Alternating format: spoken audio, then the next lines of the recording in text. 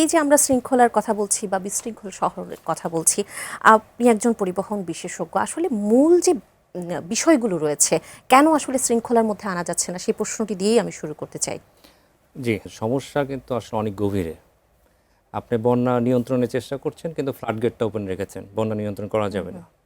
আমাদের রাস্তার অপ্রতুলতা আছে কিছুটা, যেটা ভাই বলছিল ঠিকই আছে, কিন্তু অন্যান্য কিছু দেশ আছে তাদেরও আসলে অত লাক্সারি বা বিলাসীও নাই সড়ক, এত বড় সড়কও নাই, কিন্তু তারা আমাদের থেকে আমি বলবো গতির দিক থেকে বলেন, শৃঙ্খলার দিক থেকে বলেন, অনেক উপরে আছে।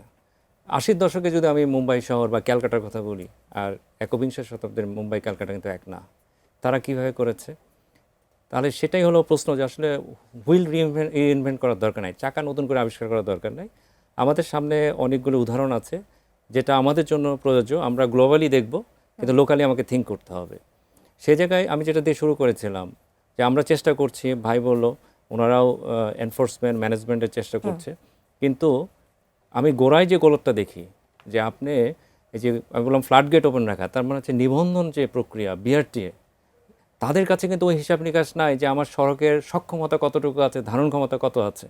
যে কেউ গিয়ে কিন্তু আপনার একটা যানবাহনের নিবন্ধন নিয়ে ফেলছে। তো ঢাকা শহরে আপনার প্রতিদিন গড়ে 1000-এর বেশি মোটরসাইকেল নিবন্ধিত হচ্ছে, 50টার বেশি প্রাইভেট কার নামছে। আমার কি প্রতিদিন রাস্তা পাচ্ছে নাকি? বিষয়টা তো তা না।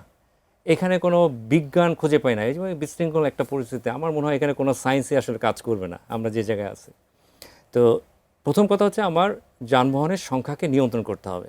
আমরা অনেক সময় সিঙ্গাপুরের কথা বলি, কিন্তু সিঙ্গাপুর কি করেছে আমরা তো তাদের আসলে কি করেছে সেটা কিন্তু নেই না, শুধু বলি সিঙ্গাপুরে এই আছে, সিঙ্গাপুরে পাবলিক ট্রান্সপোর্ট উন্নত আমরা বলছি।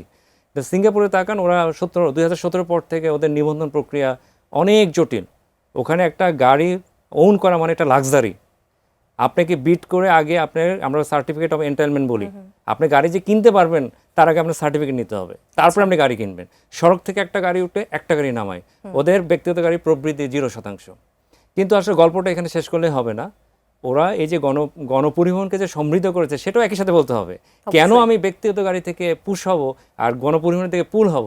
তার মানে আমাকে উন্নত মানের গণপরিবহন দিতে হবে। ঢাকা শহরে যে আমি গণপরিবহন বলি আমরা, এটা গণপরিবহনের কোনো সংজ্ঞার মধ্যে পড়ে না। এটা না আছে সময়সূচি, না আছে কোনো ফ্রিকোয়েন্সি, না আছে কোনো ফিটনেস, না আছে কোনো অর্থনৈতিক আবিষ্কার, কিছুই নাই। শুধুমাত্র কঙ্কালের মতন কিছু হাড় আমরা দেখি, এর কোনো আপনার উপরে মাংস যে আছে কিছু নাই, ছাল বাকল নাই, চলছে।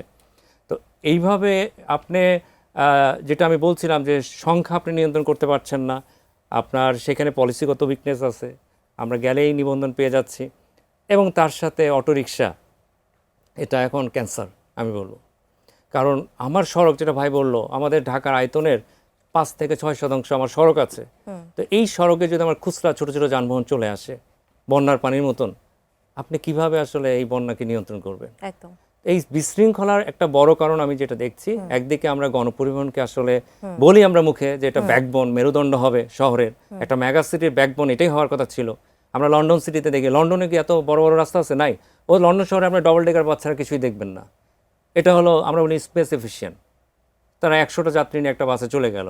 তো 100টা যাত্রীকে আমি ছোট ছোট ব্যক্তিগত গাড়িতে নিতে চাইলে কতগুলি গাড়ি লাগবে চিন্তা করেন। তো আমার সড়কের 60-70% দখল করে রাখছে ব্যক্তিগত গাড়ি, আর যাত্রী পরিবহন করে 6%। আর তার মধ্যে যুক্ত হয়ে গেছে অটোরিকশা।